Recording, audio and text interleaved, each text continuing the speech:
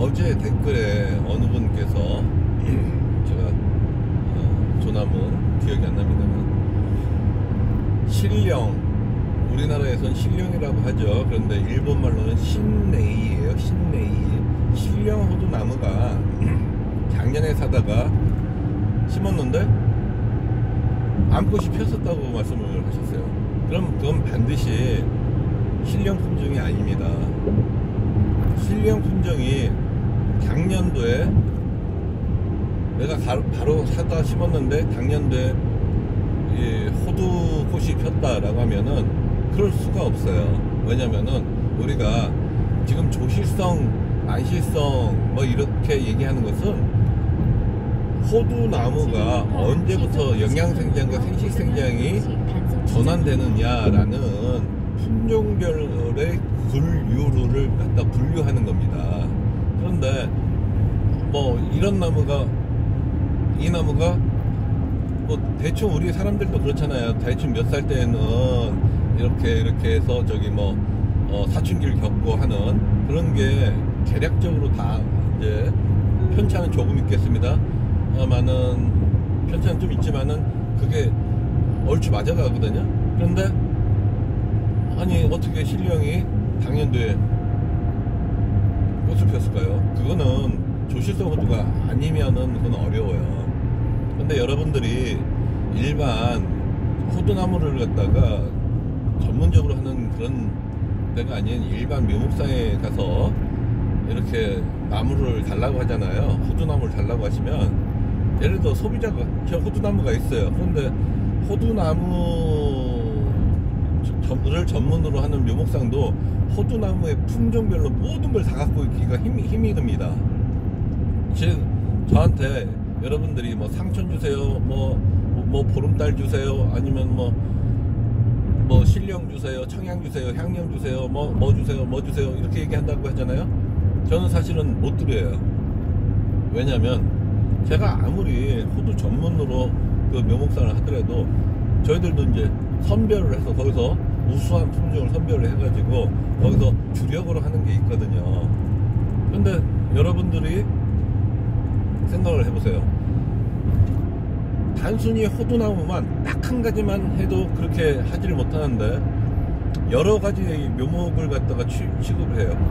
품목이 다양하다는 거죠. 사과도 하고 포도도 하고 밤나무도 하고 감나무도 하는 그런 데에서 그 품종별로 다 지켜갈 수가 없는 거예요. 공급할 수가 없습니다. 불가능한 일입니다. 그런데 나는 거기 가서 그거라고 샀어. 그거는 여러분께서 그거라고 믿고 사신 것 뿐이지. 그리고 그쪽에서 여러분이 그거 찾으시니까 그냥 호두나무가 호두나무 거기서 거기겠지 라고 그렇게 판매를 한 것이지 그렇게 될 수가 없습니다. 신령의 특성상 작년도에 꽃이 필 수 있는 내용은 아니고 여러분이 이제 그 호두나무를 찾으니까 그냥 있던 호두나무를 여러분한테 그냥 파는 거예요. 예, 그런데 오히려 작년도에 꽃이 폈다고 하면 당해년도에 꽃이 폈다고 하면 오히려 여러분 복 받았다고 제가 댓글로 남겨드린 이유가 조실성 호두가 요즘 유행하니까 조실성 호두나무를 묘목을 확보해 놔서 팔다가 여러분이 예전에 만실성 신령을 찾으니까 그냥 신령이다 하고서 그냥 파는 거죠. 그런데 여러분들은 더 복을 받은 거예요. 왜? 지금 다른 분들이 문의하는 경우는 지금 7년이 됐는데 꽃이 안 핀다고 이런 거 걱정하시잖아요.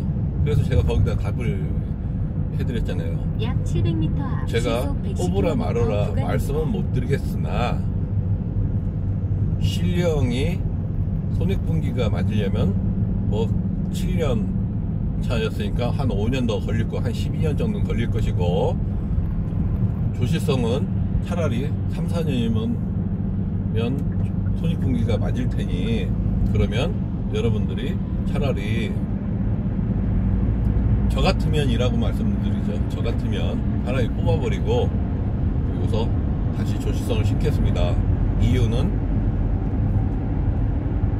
뭐 열매가 맺고 안 맺고 이거의 문제가 아니라 나중에 상품성에서 격차가 나기 때문에 상품의 등급이 워낙 이쪽이 높기 때문에 소득이 더 많아질 겁니다. 그래서 저라면은 뽑아버릴 겁니다 라고 말씀을 드리잖아요. 다른 분들 실령이나 만시성 호두나무가 절대로 꽃이 안 핀다고 걱정을 하지 꽃이 벌써 폈어요 라고 하는 적이 전혀 없단 말이죠. 예, 그래서 그 품종은 즉시 꽃이 폈다라고 하면은 실령 품종이 아닙니다. 다행히 조시성 품종 같으니 여러분들 오히려 복을 받았다라고 생각하시면 되겠습니다.